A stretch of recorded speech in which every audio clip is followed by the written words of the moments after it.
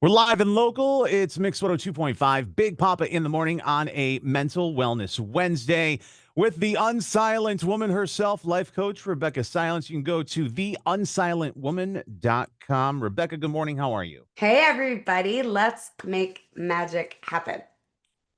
Speaking of making magic happen, it's this time of the year where it seems like you're pulling everything out of a hat and just trying to keep your schedule straight because this is you go from the summertime where you don't have as much structure as many things, and now all of a sudden it's parents have their work schedules, and then they have their kids extracurriculars, whether it's sports and practices and games and dance classes and instruments and concerts and all this stuff.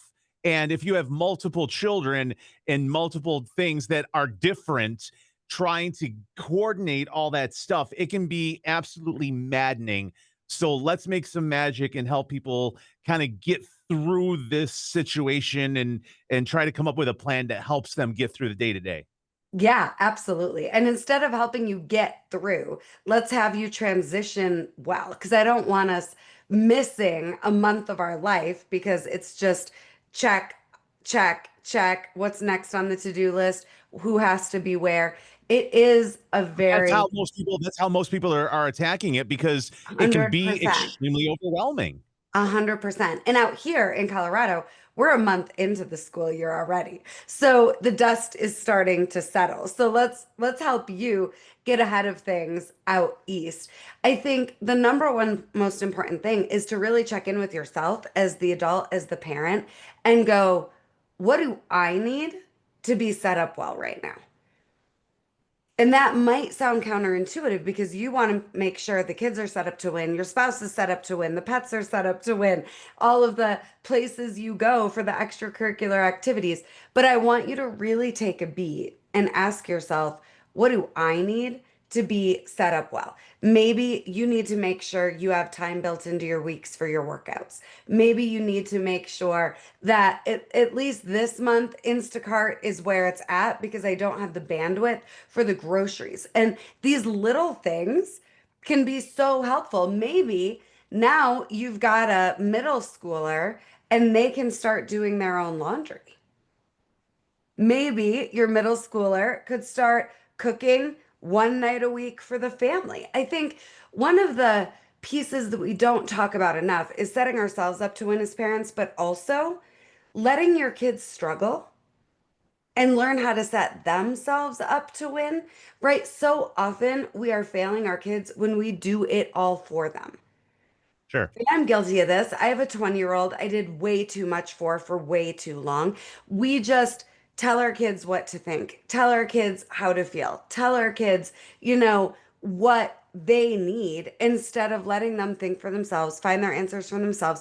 Your kids are going to need to learn to do laundry and they're going to need to learn how to cook. So if they're in middle school, do you get they could be doing some of this and taking some of that weight off of you?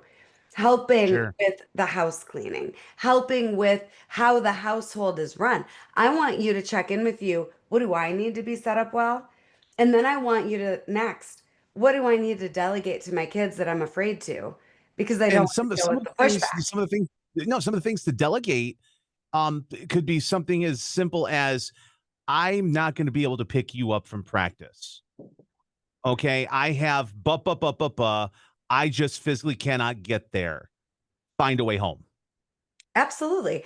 And you can Ask a teammate, ask a friend, whatever, but like literally just put that on their plate. There was a million times that was on my plate when I was growing up. absolutely. And the thing about it is, if your kid is old enough to start driving, they are old enough to be helping a lot. And it isn't that you want to put pressure on your kid or have them earn their keep. That's not what we're talking about. It's about your kids getting the skill of being able to talk to people and figure out a ride home, to make a nice meal for themselves, ideally for the family, to be able to do their own laundry, to be able to manage their time. So, you know, after checking in with you, what do you need? And then delegating some things to your kids. Talk to your kid about what do they need to be set up well, right? How are they feeling about going back to school? It is such a simple question, but take the time to ask it and then listen to their answer because your kid is going to be up against something, whether it's social stress, emotional stress, mental stress, trying to figure out how to be organized and keep it all together. We have a fifth grader this year that is changing classes for the first time. And that was very stressful for her. I like having my one class. And then she was super bummed because at her school, up until fourth grade, there's two recess. And in fifth grade, there's one. So we had to Oh, grieve the loss of a recess. We had to talk about the stress of changing classes. We had the first day of school, she came home and said, all the mean girls in my huddle, that's their homeroom, they call it huddle at our school here. All the mean girls, mom, all of them, every single one in my huddle. And we had to talk about that. And she was so funny because she said, I'm not that worried about me because I can stand up for myself, but all my friends that don't know how to do that, the mean girls, are in the huddle. And that is a really stressful situation, right? And if you don't take the time to talk about what is stressing you out or what could and how do we get ahead of it, now your kid is feeling alone and or it's just compounding like a snowball, all of the stress. And if you don't know, you can't help them.